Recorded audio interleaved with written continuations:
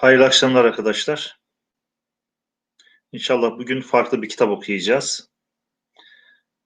Sosyal Bilimler liselerinde zorunlu ders olarak okutulan Osmanlı Türkçesi kitabı. Aynı zamanda diğer liselerde, Anadolu liselerinde de seçmeli ders olarak okutulan Osmanlı Türkçesi 11. sınıf ders kitabından seçme metinler kısmından inşallah okumaları yapacağız.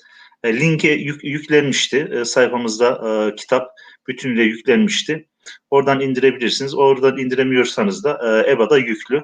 İnternet üzerinden araştırma yaparsanız, arama yaparsanız orada 11. sınıf, 12. sınıf, 10. sınıf Osmanlı Türkçesi kitaplarını indirebilirsiniz arkadaşlar. Gerçekten başlı başına o 3 kitap Osmanlıcayı geliştirmeniz, Osmanlıcayı öğrenmeniz açısından yeterli olur diye düşünüyorum. 10. sınıf var, 11. sınıf var ve 12. sınıf var. Bunu arkadaşlarla beraber komisyonda arkadaşlar biz hazırlamıştık arkadaşlarla beraber. İnşallah bu kitaptan yani yaklaşık 4-5 senedir okutuluyor. Seçme metinler sayfasına gideceğiz. Sayfa 176'ya gideceğiz. Orada örnek okumalar var arkadaşlar. Örnek okumaları, serbest metin parçaları var. İnşallah oradan okuyabildiğimiz kadar okuyacağız.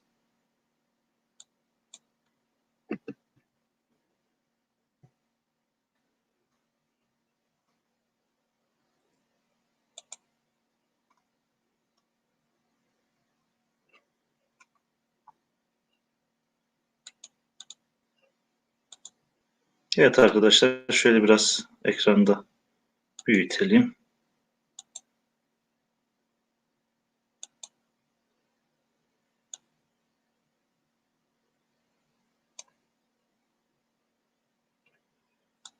Evet, hat gerçekten son derece güzel. Ama yazının büyüklüğü nasıl? Sizin açınızdan okunurluğu nasıl? Biraz daha görseli kenara alayım. Biraz daha metni büyütmeye gayret edeyim şöyle. Herhalde böyle iyi oldu gibi. Evet, serbest okuma metinleri ünitesi var arkadaşlar. Oradan okuma yapacağız. Birinci metin, evet, bazı Kur'an sureleri diyor. Hattımız arkadaşlar Rika, fakat matbu Rika. Yani o şekilde inşallah daha önceden de okuduk. Zorlanmayacağınızı ümit ediyorum. Evet, birinci metin bazı Kur'an sureleri. Arkadaşlar şu harflerin zat harfi, nun harfi, kaf harfi ve şın harfi biliyorsunuz. Bunlar kelime sonuna geldiği zaman 4 tane harfimiz. Bu harfler hangileridir? Nun harfidir, dat harfidir, şın harfidir ve kaf harfidir. Onların noktaları üzerinden kalkıyor ve sonuna bir keşide dediğimiz kuyruk olarak ekleniyor ve asıl bölümü biraz daha böyle üçgen bir hale geliyor arkadaşlar. Yani bilenler bilir, fakat Rika hattına aşinalı olmayanlar için bir hatırlatma yapmış olalım. Evet, okuyorum ben. Girişte okuyorum. İnşallah bilenler biliyor dediğim gibi. Zayıf olanlar da şöyle biraz beni takip etsinler. İnşallah bir süre sonra sizin de okumanızı ve mesaj kısmını okuduğunuzu, yazmanızı, çevirmenizi isteyeceğiz arkadaşlar. Esirgeyen, bağışlayan Tanrı adıyla. Evet arkadaşlar, burada Tanrı kelimesini kullanmamızın sebebi şu. Yani 1927 yanlış hatırlamıyorsam yılında İzmirli İsmail Hakkı Efendi'nin hazırlamış olduğu mealden alındı ve o mealde de Besmele'nin çevirisinde Tanrı kelimesinin kullanılmasından mütevellit, yani orijinal metne, kelimelerine müdahale etmediğimizden kaynaklanan bir durum arkadaşlar. Şöyle ekranı biraz daha büyüteyim, kendimi ekrandan alıyorum.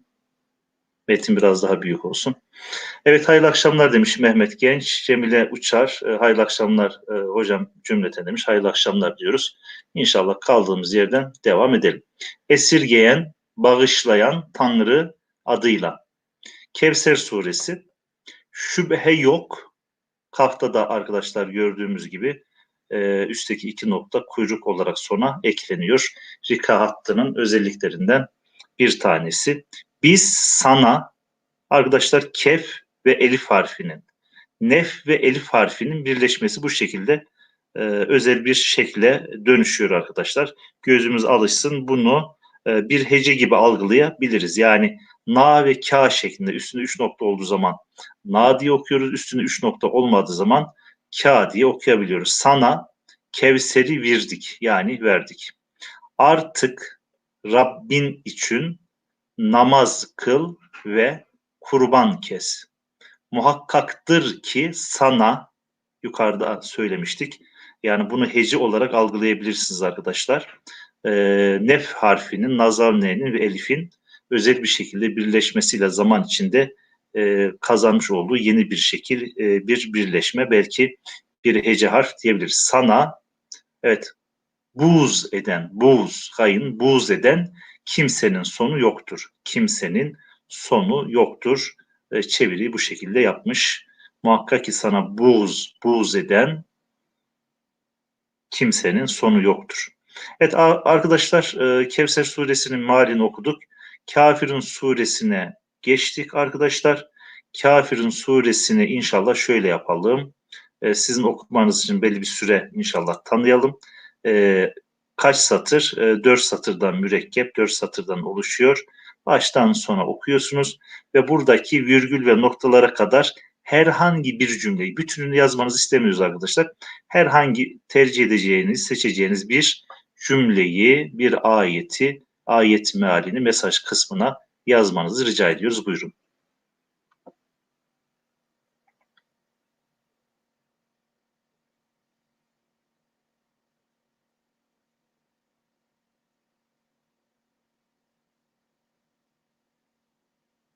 Evet, 4 satır Kafirun suresinin mealini okuyoruz. Sonradan katılanlar için hatırlatma yapayım.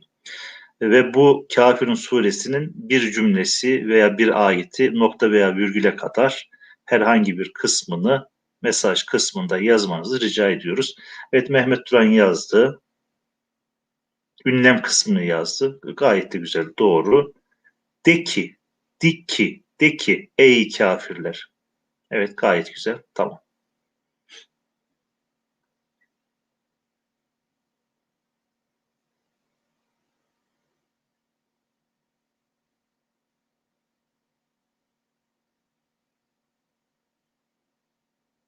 Ve Sümeyye açmak yazdı. Yarısını yazdı. Evet, ilk yarıyı yazdı. İlk yarı yazanlar yazabilirler fakat başlamayanlar son yarıyı ne yani ikinci satırın sonundaki neden itibaren yazanlar olursa daha güzel olur arkadaşlar. Evet, Mehmet Hocam ünlemden sonraki ilk cümleyi de yazdı. Evet, gayet güzel. Yani demek ki rika hat noktasında arkadaşlar çok sıkıntımız yok zaten. Matbu bir rika olduğundan dolayı, yani el yazısı değil tabii ki, el yazısı olduğu zaman biraz da kişinin yazma stili, harf karakteri biraz değişiyor. İşin içine çıkmak zor oluyor. Fakat matbu bir rika olduğundan dolayı okumak son derece kolay, harflerin değişimini bildikten sonra. Evet arkadaşlar, çoğunuzun okuduğunu varsayıyorum. Ben okuyorum. Siz de ne yapıyorsunuz? Takip ediyorsunuz. Kafirun. Kafirun ne demek arkadaşlar? Kafirler suresi. De ki ey kafirler. Buradan ismini buradan alıyor. Kafirler. Kafirun, kafir, hakikati örten, gizleyen, Allah'ın varlığını kabul etmeyen manasında kafir ismi fail. Örten anlamında, e, yani mesela bir bez ile bir yeri örtene bile kafir denilebiliyor. Fakat bu zamanla tabii ki dini bir terim anlamı kazanmış arkadaşlar. Dini terim anlamı kazanınca hakikati örten, hakikati gizleyen, hakikati görmeyen ve hakikati ketmeden anlamında kafir kelimesi zamanla inkar edenler anlamında kullanılmış. Kafirun suresi, de ki ey kafirler, ben sizin taptığınız putlara tapmam.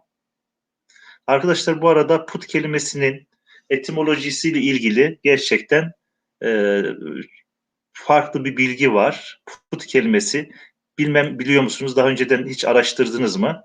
Tabii genel kültürümüzde artsın, biraz sohbet de yapalım. Put kelimesinin kökenini arkadaşlar biliyor musunuz? Nereden geliyor? Aslında doğuda bir dine dayanıyor. Doğuda bir dinin ulusuna dayanıyor, büyüğüne dayanıyor. Evet, doğuda heykeli en fazla yapılan, doğuda, uzak doğuda, Çin'de, Hindistan'da, o civarda heykeli en fazla yapılan Evet arkadaşlar, bir tarihi kişilik. Fakat o tarihi kişilik zaman içinde ne olmuş? Tanrılaştırılmış ve putları her yere dikilmiş arkadaşlar. Put kelimesi arkadaşlar Buda kelimesinden geliyor. Evet, Mehmet Genç yazdı, gayet güzel. Biliyor muydunuz Mehmet Hocam? Yoksa bu kadar anlattıktan sonra artık hocam cevap vermemek olmaz diye düşündünüz. Evet arkadaşlar, aynen öyle. Put kelimesi Farsçadan dilimize geçiyor. Fakat Farsçaya da Buda kelimesinden. Buda kelimesinde yanlış hatırlamıyorsam arkadaşlar eski Soğutça. Evet, eski Soğut dili var. O dilden gelmiş bir kelime arkadaşlar, gerçekten değişik bir bilgi. Putlara tapmam. Siz de benim taptığım Allah'a tapmazsınız. Ne ben sizin taptıklarınıza tapıcıyım, ne de siz benim taptığıma tapıcısınız. Sizin dininiz size, benim dinim bana. Evet. Nasr suresine geçiyoruz arkadaşlar. Nasr suresini de şöyle aheste aheste beraber okuyalım. Evet, bilmiyordum hocam. Yani bilmesek de tabii o kadar ipucundan sonra Mehmet hocam artık söylememek olmaz dediniz. Allah razı olsun. Evet, Nasr suresi beraber okuyalım arkadaşlar. Ey Muhammed, Allah'ın yardımıyla fetih müyesser olunca, yani sana nasip olunca, kolaylaşınca sen Nas'ın. Nas ne demek arkadaşlar? Bilenler hemen yazsınlar, bilmeyenler de söylediğim zaman zihinlerine yazsınlar arkadaşlar. Sen Nas'ın, yani insan kelimesinin çoğulu. Fevç, topluluk, grup. Efvacen, fevç.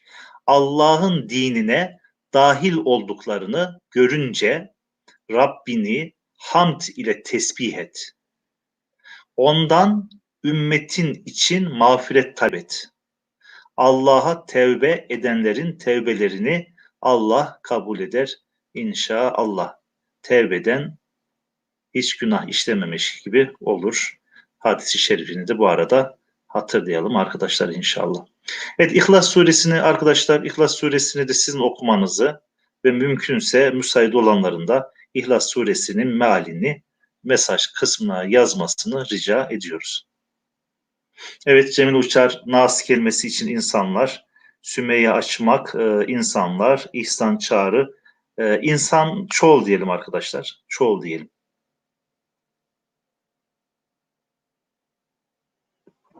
Bu arada insan kelimesinin etimolojisi hakkında da iki görüş var. Duymuşsunuzdur. Bir, ünsiyet kelimesinden, yani bulunduğu ortama alışan anlamında, ünsiyet kelimesinden üns kökünden geldiği, bir rivayette nisyan, unutmak kökünden geldi. Tabii bu unutmak belki nedir? Alemi, bezm aleminde verilen sözü unutmak veya diyelim ki yapılan iyilikleri unutmak veya Allah'ı unutmak veya günlük hayatta geçmiş zamandaki yaşanılan olayları unutmak manasına yorumlanabilir arkadaşlar. Evet, Hasan Onuş, Nas, insanlar demiş. Evet, gayet güzel. Evet, İhlas suresini arkadaşlar okuyoruz ve müsait olanların da mesaj kısmına yazmasını rica ediyoruz arkadaşlar.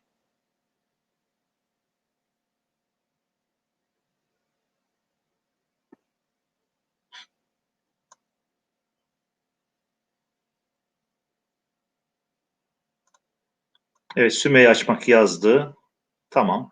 Diğer arkadaşlar da okumuşlardır. Yani problem yok arkadaşlar. Metin son derece sarih. Hat son derece güzel, zaten matbu. İhlas suresi. De ki Allah birdir. Allah her ihtiyaçtan beridir. Yani uzaktır. Doğmamış, doğurmamıştır. Onun hiçbir eşi yoktur. Evet, gayet güzel. Evet arkadaşlar, İhlas ismini verme sebebi üzerine yorum yapabilir miyiz? Veya niçin İhlas suresi ismini almış? Aslında bunun üzerine de ne yapmak lazım? Düşünmek lazım. Acaba hakiki bir imana sahip olan veya Allah'ın isim ve sıfatlarını hakkıyla bilen insan bu vasıflarla bir Allah'a hakiki manada iman eden insan muhlis olur, ihlasa erer yapmış olduğu ibadeti Allah'ın dışında hiçbir varlığa yapmaz. Sadece ibadetini Allah için yapar. Yani riyaya kaçmaz. Belki o manaları ihtiva ettiğinden dolayı bu sureye İhlas suresi denilmiş diye düşünüyorum arkadaşlar. Evet, Felak suresi, biraz sayfayı küçültelim veya kaydıralım bakalım. Evet, biraz küçültmemiz lazım arkadaşlar, bir tık. Herhalde görüntü sığar. Tamam. Felak suresini ben okuyorum arkadaşlar. Nas suresine de siz bakarsınız. Felak suresi: Ey Muhammed, de ki, ben Allah'ın yarattığı mahlukatın şerrinden, her şeyi kaplayan gece karanlığının şerrinden, düğümlere üfleyenlerin şerrinden, nimete haset eden hasitlerin, yani hasetçilerin şerrinden, sabahın Rabbine sığınırım. Sabahın Rabbine sığınırım. Evet, Nas suresini de arkadaşlar sizin okuyup çevirmenizi rica ediyorum. Evet arkadaşlar, biraz önce kaynağı söylemiştim ama bu arada yanlış söylemişiz. Bu meallerin kaynağı neredenmiş? İbrahim Hilmi'nin Türk Çocuğunun Din Kitabı adıyla hazırlanan 1927 veya 28 yıllardır büyük bir ihtimalle kitaptan alınmış arkadaşlar. Yani İzmirli İsmail Hakkı'nın kitabından değilmiş bu mealler. Aynı dönem, tabii aynı dönem. Belki o da oradan almış olabilir diye bir yorum yapalım arkadaşlar.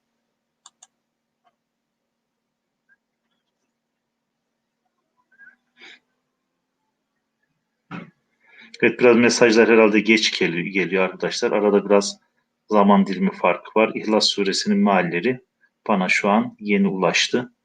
Ve 9.46'da herhalde ulaşmış, en son 9.45, 9.46.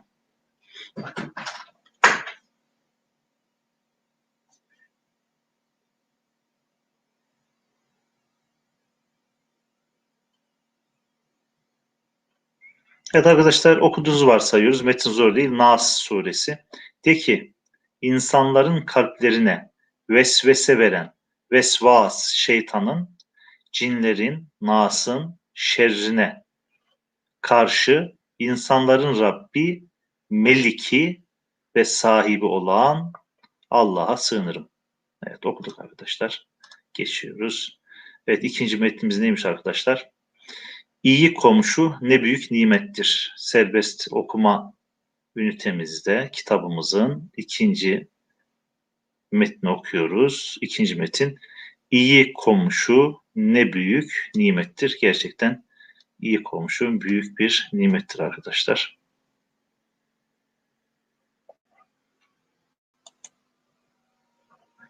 Sümeyi açmak şimdi bana geldi. Yaklaşık 1-1,5 dakika herhalde arada zaman farkı var. Evet, Nas suresinin mealini yazmış. Teşekkür ediyoruz arkadaşlar. Evet, ikinci metnin giriş paragrafını ben okuyacağım arkadaşlar. İnşallah takip edin. Vaktiyle Bağdat'ta Ebu Delf isminde bir büyük zat varmış. Bu zatın komşularından biri bir aralık borçlu düştüğünden evini satmaya mecbur olur. Evinin değeri 500 altın iken gelen müşterilere evimi 1000 altından aşağı vermem der. Evet, evini satıyor çünkü borçlu, fakat evi 500 altın edecekken kendisine istiyor? 1000 altın istiyor. 1000 altından kesinlikle aşağı vermem diyor. Acaba derdi nedir bu arkadaşın arkadaşlar? Bakalım. İkinci paragrafı da inşallah sizin okumanızı ve seçmiş olduğunuz herhangi bir cümleyi de mesaj kısmına yazmanızı rica ediyoruz. Evet, müşteri kelimesinden başlıyoruz arkadaşlar.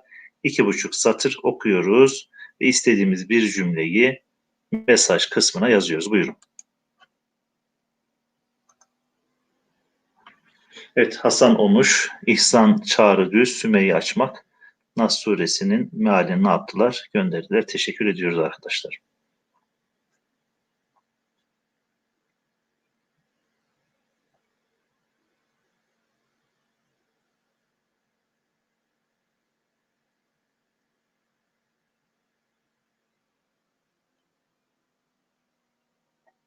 Evet, yeni bir parçaya geçtik. Belki sonradan dahil olanlar, hattan düşenler, yeniden derse girenler oluyor. İyi komşunun önemine, ehemmiyetine, değerine binaen bir metne girdik. Ebu Delf diye bir şahıs yaşıyor Bağdat'ta. Bu şahsın da bir komşusu var. Komşusu borçlanıyor. Borçlarını kapatmak için de evet, borçlarını kapatmak için de evini satışa çıkarıyor. Evinin değeri 500 altın ederken kendisi ne yapıyor? 1000 altın istiyor arkadaşlar. Tabii 1000 altın isteyince de millet şaşırıyor. Bakalım niye şaşırıyorlar? Aslında şaşırma tabii ki fiyatın yüksekliğiyle alakalı ama acaba komşu Ebu Delf Hazretleri'nin komşusu niçin 1000 lira eve kıymet biçiyor arkadaşlar? Evet, okuyalım. Okuduğunuzu biliyoruz arkadaşlar. Tahmin ediyoruz. Müşteriler, canım senin evin etsin etsin de 500 altın etsin. 1000 altın demekte mana ne? Sümeyye Hanım burayı yazmış. 1000 altın demekte mana ne? Benim de gözüm bir an ona kaydı. Acaba Sümeyye Hanım sorumu soruyor diye. Onun için bir şöyle durakladım fakat parçanın içinde geçiyor. 1000 altın demekte mana ne derler. Hane sahibi şu cevabı verir. Evet, ben yine evimi 500 altına satıyorum. Evet, ben yine evimi 500 altına satıyorum. Fakat Ebu Delfe olan komşuluğumu da 500 altından aşağıya vermem. Hani bizim zamanımızda şu hava parası var ya, biraz hava parası mantığıyla diyor ki böyle bir komşu ile komşu olmak da 500 altından aşağı etmez diyor. Ben sadece evimi satmıyorum.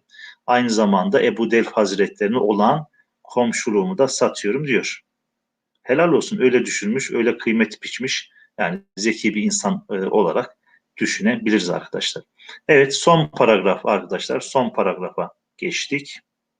Sümeyye Hanım hepsini yazdı. Tamam. Teşekkür ediyoruz. Son paragrafa da geçiyoruz.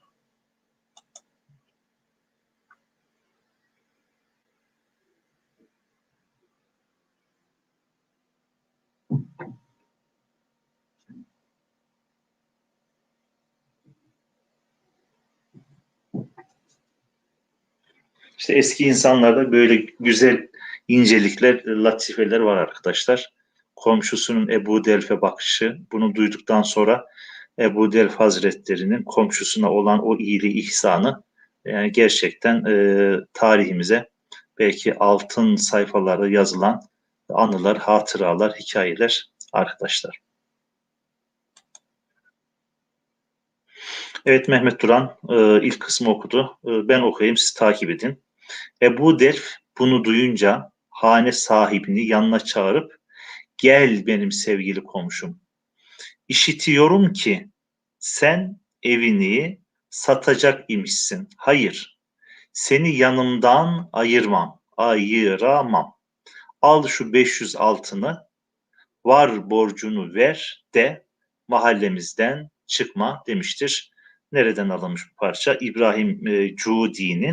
İbrahim Cudi Kıraati Türkiye, Türkçe Okumalar adlı kitabından alınmış. Arkadaş, Kıraati Türkiye derken nasıl mana vereceğiz? Türkçe Okumalar. İbrahim Cudi Efendi'nin yazmış olduğu Türkçe Okumalar kitabından alınmış bir kıssayı okuduk arkadaşlar. Evet, bu parça da son derece güzel arkadaşlar. Mısır'ın fethiyle alakalı.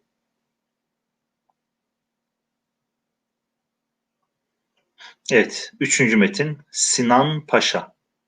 Evet, Yavuz Sultan Selim'in en değer vermiş olduğu paşalarından bir tanesi Sinan Paşa arkadaşlar diyoruz.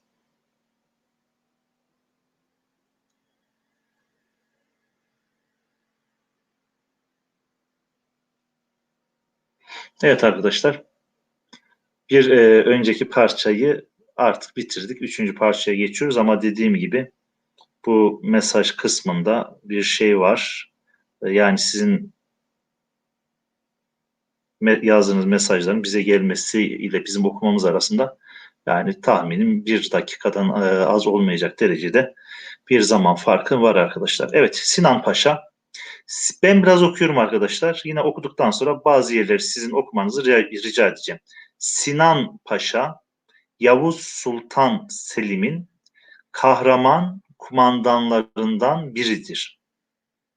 Sinan Paşa, Sultan Selim'in Mısır seferinde pek çok yararlılık gösterdi. Kölemen askeri ile, evet Kölemen, Memlüklüler Devleti'nin diğer bir ismi de arkadaşlar Kölemen. Köle insan, köle adam anlamında veya Memlükler. Memlük zaten köle demek arkadaşlar. Memlük Arapçası, köle de ne diyelim Türkçesi olarak çevresini yapmış olalım arkadaşlar. O devlete Memlükler ve Kölemenler denilmesinin sebebi şu. O devlette sultan olmanın yolu bir kumandan olmaktan geçiyor. Yani büyük bir kumandan, orduya kumandan olmaktan. Hani babadan oğladan ziyade komutandan komutana kalan bir sistem. Fakat komutan olmanın yolu da esir olmaktan geçiyor. Yani esir olarak Mısır'a getirileceksin. Orada asker ocağına alınacaksın.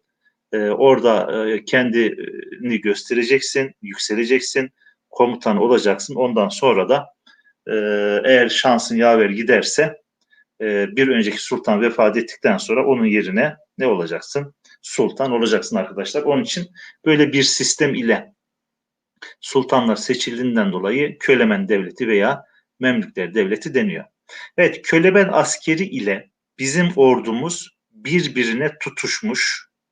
Top ve tüfek. Tüfek de diyoruz günümüzde ama arkadaşlar orijinali tüfek. Sadaları yani sesleri dünyayı tutmuştu. İhtiyar kumandan Sinan Paşa da askerin önünde gençler ile yarış eder gibi muharebe ediyordu. Sinan Paşa nihayet yaralandı. Fakat yine muharebe yani savaş meydanını terk etmiyordu. Sultan Selim Sinan Paşa'nın bu kahramanlıklarını gördü. Lakin artık muharebe etmemeye mecal kalmadığını anladığı için geri çekilmesini emretti. Yaşlı olduğundan ve yaralandığından Sinan Paşa'nın geri çekilmesini emretti Yavuz Sultan Selim. Sinan Paşa yine çekilmek istemedi. Nihayet zor ile askerinden ayırdılar. Yani adamı savaş alanından zorla ayırıyorlar. Evet, bu büyük kumandan bir tezkire üzerinde, evet bir tezkire üzerinde muharebe meydanından gider iken askerlerine hala şu sözler ile cesaret veriyordu. O kadar yaralanmış artık bir sedye üzerine almışlar. Sedye üzerinde iken bile aklı hala harpte, muharebede sedye üzerinde bile askerlerine ne yapıyor? Talimat veriyor. Bakalım askerlerine hangi talimatı vermiş Sinan Paşa. Evet arkadaşlar şu konuşma çizgisinden başlıyoruz. Yaklaşık 2,5 satır var ve satırlarımız da kısa. Burayı okumanızı ve mesaj kısmına yazmanızı rica ediyoruz. Haydi bismillah. Evet Mehmet Acar hayırlı akşamlar demiş. Hayırlı akşamlar arkadaşlar. Evet Cemile Hanım çok şükür şu an çözünürlük düzeldi hocam. Hiç göremiyordum. Cemile Hanım geçmiş olsun diyelim.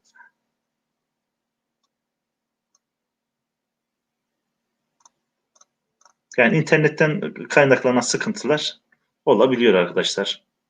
Bazen bizim de internetimizden kaynaklanan sıkıntılar oluyor. Artık yapacak bir şey yok. Evet arkadaşlar Sinan Paşa Yavuz Sultan Selim'le beraber ne yapıyor? Memlükler Devleti'ne yani Kölemen Devleti'ne karşı muharebe ederken Kahire civarında Sinan Paşa ciddi manada yaralar alıyor arkadaşlar. Mecruh oluyor. Yaralar alıyor ve çok yaşlı. Cepheden ayrılmasını Yavuz Sultan Selim istiyor. Çünkü yaşı büyük olduğundan ve sevdiği bir kumandan olduğundan. Fakat o ayrılmak istemiyor. Zoraki bunu tutuyorlar. Sedye'ye yatırıyorlar arkadaşlar. Sedye'den cephe gerisini alacaklar. Fakat Sedye üzerinde bile ne yapıyor? Hala aklı muharebede, savaşta ve talimatlar veriyor. Bakalım Sinan Paşa askerlerine hangi talimatı vermiş arkadaşlar. Evet İhsan Bey yazdı. Bir kısmını birinci cümleyi yazdı.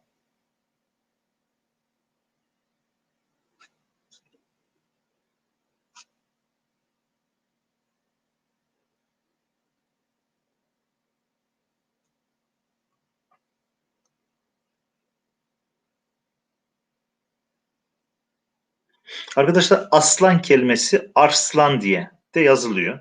Eski adında arslan. Hatta bizim burada bir öğrenci var. İsmi Ruslan. Manası ne dedim? Arslan.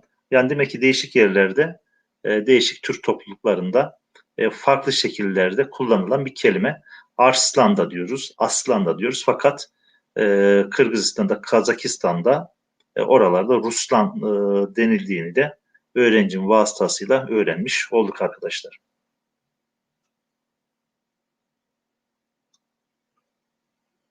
Evet okudunuz arkadaşlar. Fazla da zaman harcamayalım. Biraz fazla metin okuyalım.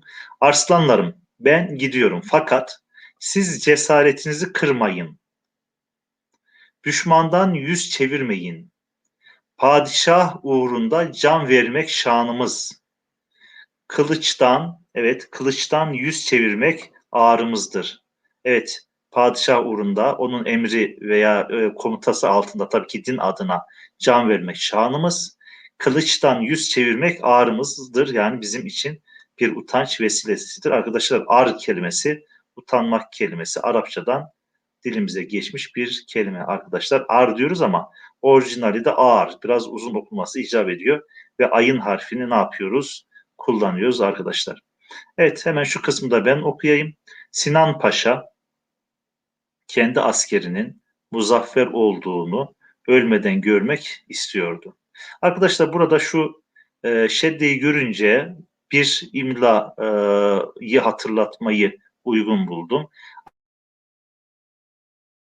O kelime Arapça kökenlidir. Çünkü şedde işareti veya harekesi arkadaşlar Arapça kökenli kelimelerde kullanılır. Onun için bir kelimede eğer şedde varsa şöyle telaffuzunda şedde vardır fakat şedde yazılmamıştır. O ayrı bir mevzu. Yani telaffuzunda veya yazımında fark etmez. Eğer şedde varsa o kelime köken olarak Arapça kökenlidir. Aynen içinde ayın olan askerde olduğu gibi, arda olduğu gibi içinde ayın olan kelimeler köken olarak Arapça kökenli olduğu gibi. Evet, devam ediyoruz. Onun için kendini muharebe meydanını görebilecek bir tepeye götürttü. Yani ciddi yaralar almış. Belki de vefat edeceğini biliyor çünkü kan kaybı var. Ama savaşın sonunda ölmeden önce görmek istiyor. Meydan muharebesi belki yapılıyor. O muharebenin yapılmış olduğu meydanı da tepeden göreceği bir yere götürülmeyi istiyor.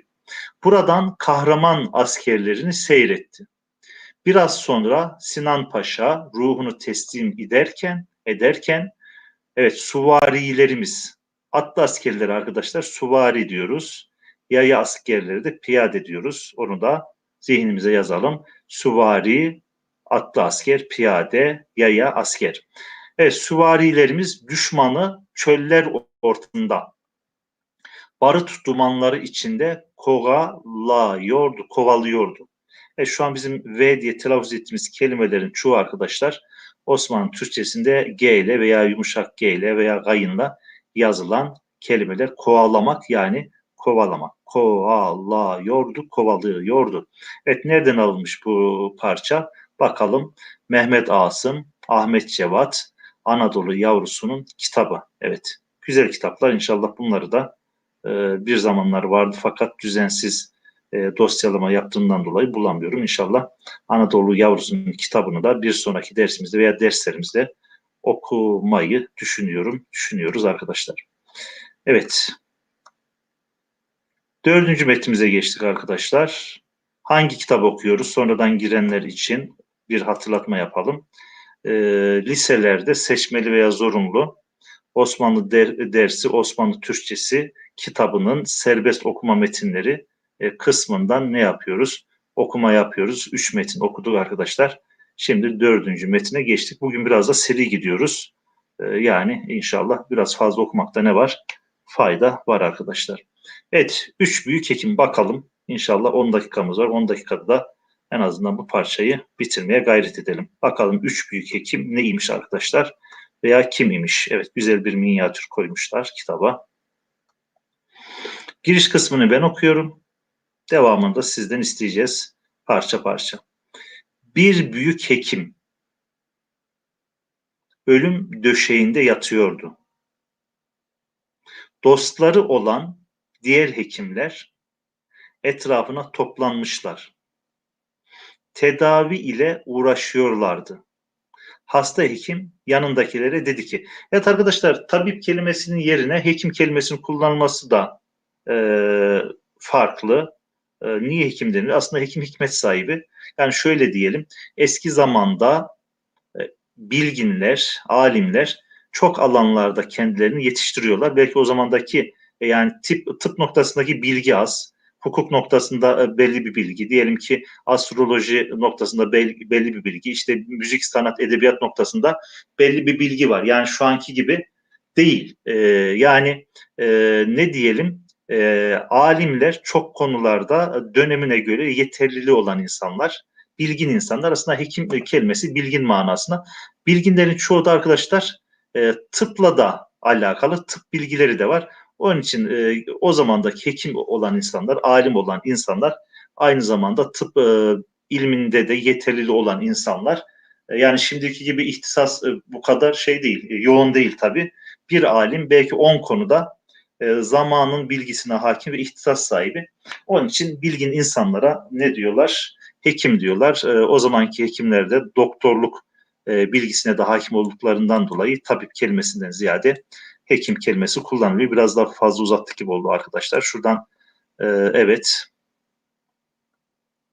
şuradan itibaren kaç satır? Satır satır gidelim arkadaşlar. Şu birinci satırı okumanızı ve mesaj kısmına yazmanızı rica ediyorum arkadaşlar. Evet, bakalım, paragraf kısmını ben yine bir hatırlatayım. Bir büyük hekim ölüm döşeğinde yatıyordu. Dostlar olan diğer hekimler etrafına toplanmışlar. Tedaviyle uğraşıyorlardı. Hasta hekim yanındakilere dedi ki, bakalım hasta hekim yanındakilere ne dedi? Birinci satırı arkadaşlar şuradan itibaren satır sonuna kadar okuyalım. Buyurun.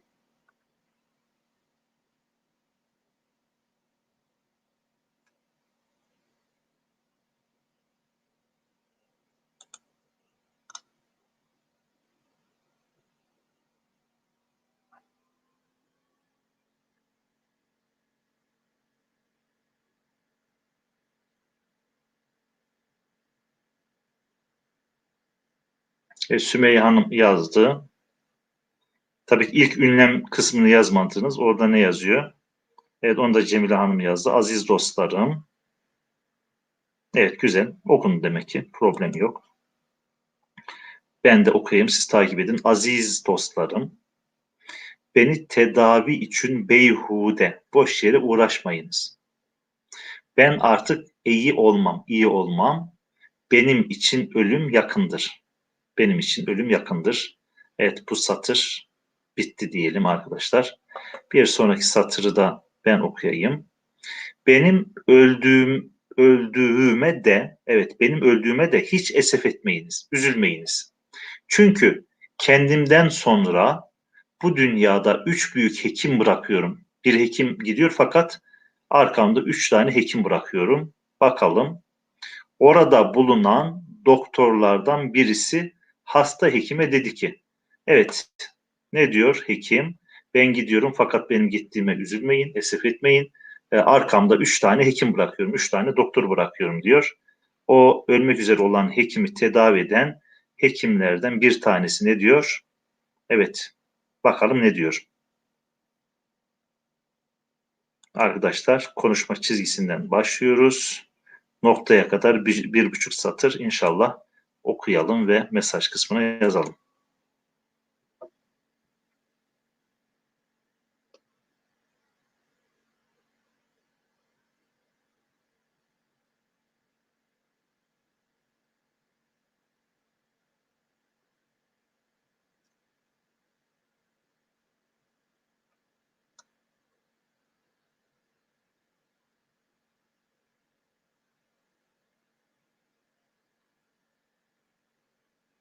Evet arkadaşlar, ne diyor? Tedavi için hasta döşeğinde yatan hekimin arkadaşı, bizim büyük üstadımız, ölmek üzere olan hekime sesleniyor. Tedavi amacıyla bulunan arkadaşı hekim. Sizden sonra Kalan 3 büyük hekim kimdir? Bunların isimlerini bize de söyleseniz o hekimlere bir şeref vermiş olacaksınız. O hekimlere bir şeref vermiş olacaksınız. Süvemeyi açmak yazmış. Büyük bir ihtimalle benim okumamdan önce yazdı. Çünkü arada diyoruz ya, biraz zaman farkı var. Nasıl çevirmiş bakalım. Bizim büyük üstadımız, sizden sonra kalan 3 büyük hekim kimdir? Bunların isimlerini bize de söyleseniz o hekimlere bir şeref vermiş olacaksınız. Evet, gayet güzel. Burayı ben okuyorum arkadaşlar. Hasta hekim gözlerini açtı ve yanındaki doktorlara şu cevabı verdi. Bakalım arkadaşlar hangi cevabı vermiş? Evet. Hasta döşeğinde yatan hekimin 3 hekim ile ilgili söylemiş olduğu son cümleyi arkadaşlar okuyalım ve mesaj kısmına inşallah yazalım.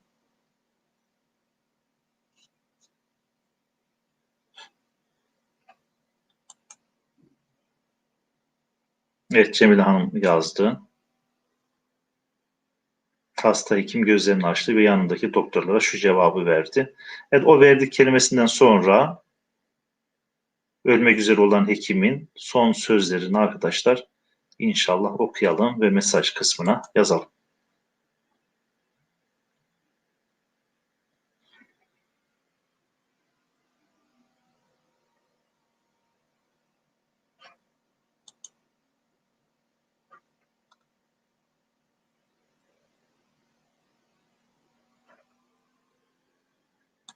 Evet, okumuşsunuzdur arkadaşlar. Ben okuyayım, takip edin.